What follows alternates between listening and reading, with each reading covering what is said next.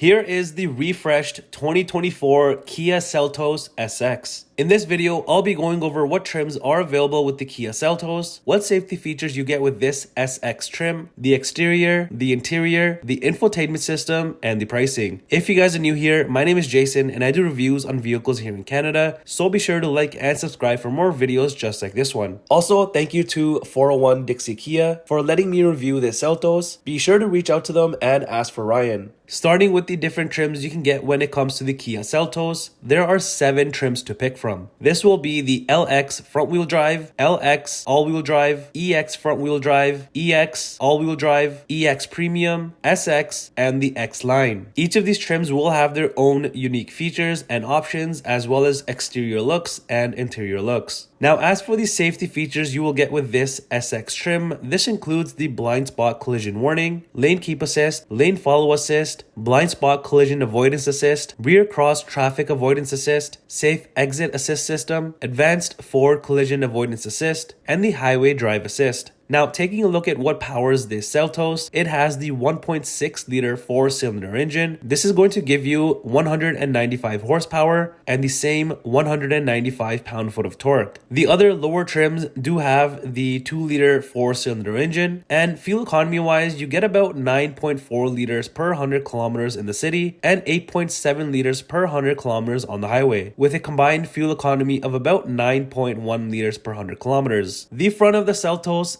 definitely looks much better with the new touches. At the bottom, you've got this silver skid plate, then the little open area above the skid plate, then are these sleek LED fog lights that have this gloss black trim around them. You'll also notice the top and bottom silver pieces around the grille do have this nice texture designing. And as for the grille, the openings are in gloss black with the front sensor there in the middle. You've also got the nice Kia badge up top as well, and then these cool looking LED lights and the LED daytime running lights that just flow nicely into the grille. Coming to the side of the Seltos, you've got the nice styling, and up top, this trim does come with the power sunroof. Also, there are these silver roof rails. Around the windows, the bottom section has more chrome trim that stretches to the rear. The door handles are body color, and the same thing goes for the side mirrors. They're half body color, half black, with the turn signal as well. On the front sides, there's also reflectors. Also, you'll notice the black molding that does go around the bottom of the vehicle.